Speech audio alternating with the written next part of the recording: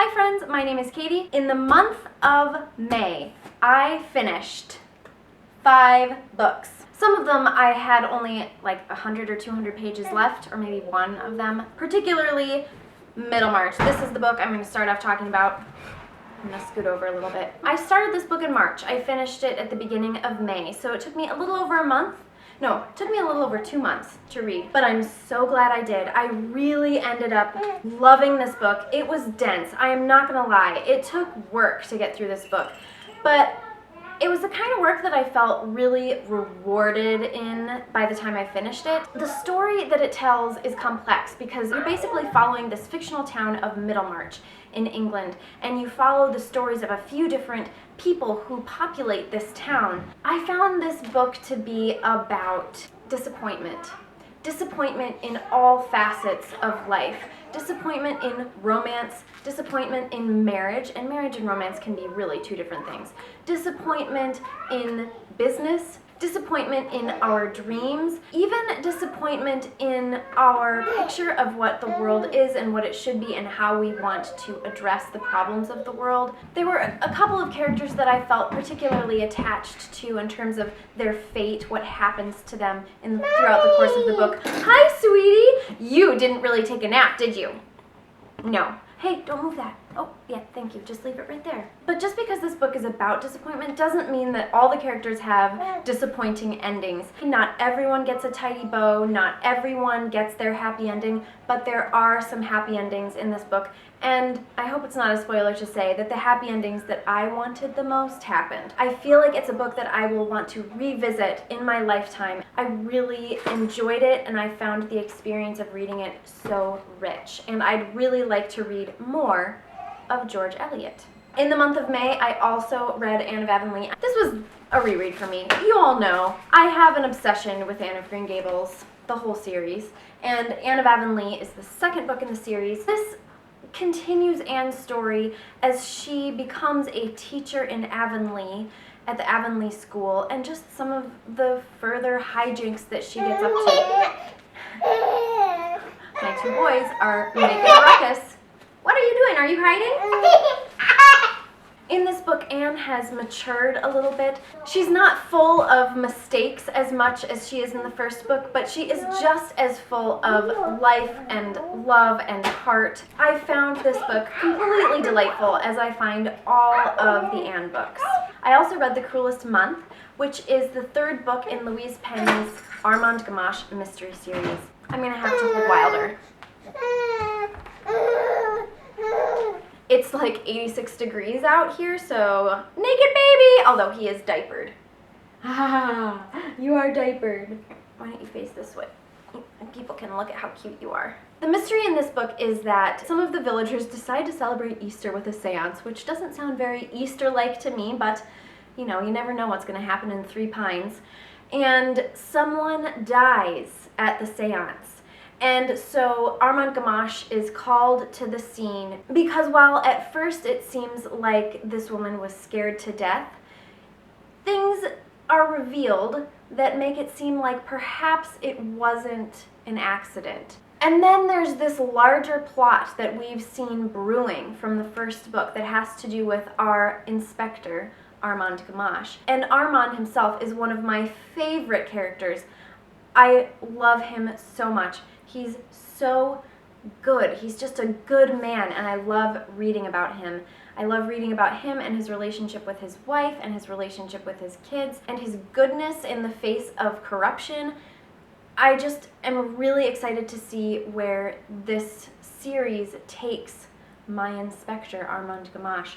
I love Louise Penny's writing, and even though some people say the first 3 books, which this is included in that, are Louise Penny's weakest in the series, I still love them. So if it can only get better from here, that makes me very excited. Next, I did a buddy read of The Blue Castle by Ella Montgomery, and you guys, how had I not read this book before in my life?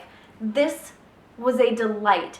A delightful surprise. I had heard from a few people that this book was really good, and I'd never even heard of it. As big a fan of Ella Montgomery as I call myself, and I'd never even heard of The Blue Castle. This was a book to treasure. I know for sure I will be returning to The Blue Castle many times in my life. It was just so charming. The Blue Castle is one of Ella Montgomery's only books written for adults. So it tells the story of Valancy Sterling, or Valancy Sterling. I guess there's a big to-do about how to really pronounce that. In my head, I pronounced it Valancy, but it could very well be pronounced Valancy. Her whole life, Valancy has lived under the thumb of her very confining family, particularly her mother and her aunt, but we get to know her extended family as well. And they are all very stifling. And Valancy is kind of depressed because of that. And one day she gets some news that changes her life. And she decides to not take it anymore, and she's going to do what she wants, when she wants it, how she wants it, and she's going to live the way she wants, and she's going to stick it to her family, basically. And that's the premise of this book. It's charming and delightful. I loved Valancy as a character. I absolutely adored the romance in this book. It's such a sweet romance. I loved the side characters who were hilarious in their awfulness. And I loved Valancy's spunk. She was a super, super spunky, intelligent main character, and I loved her for it. I highly recommend picking up this book. Highly recommend picking up this book. The end. The last book I read in the month of May was Lilac Girls by Martha Hall Kelly. This is a World War II historical fiction novel. I'm going to start off talking about this book by saying that if you enjoyed The Nightingale, then you will enjoy Lilac Girls. We follow three main characters.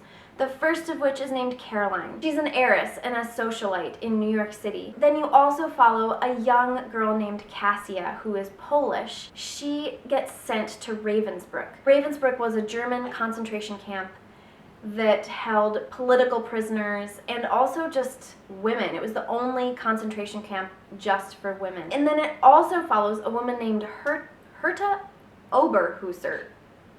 I think I'm probably butchering that German name, but Herta was a German doctor at Ravensbrück. The first half of the book follows the years during the war, and then the second half of the book follows the years after the war is over. I found this book completely heart-wrenching at times. It gutted me. There were passages that were incredibly difficult to read, but it was also inspiring, and there were parts that were uplifting in terms of the resiliency of the human spirit. It's also about forgiveness a little bit and redemption.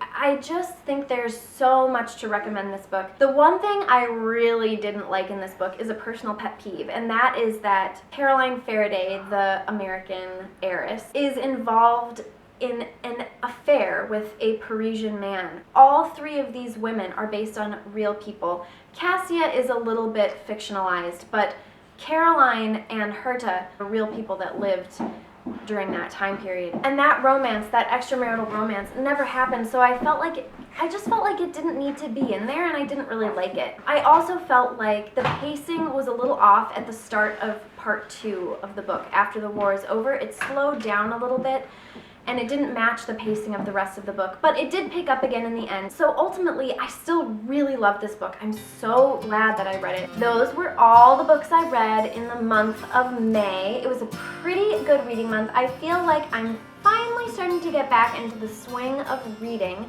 after giving birth to this guy about 4 months ago, a little more than 4 months ago now. He's getting so big.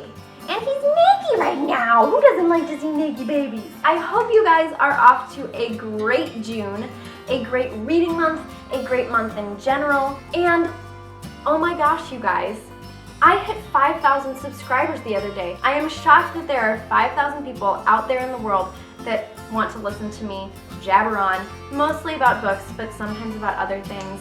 And gosh, you guys, just blows me away. I'm so humbled and so grateful and just so excited to just keep going.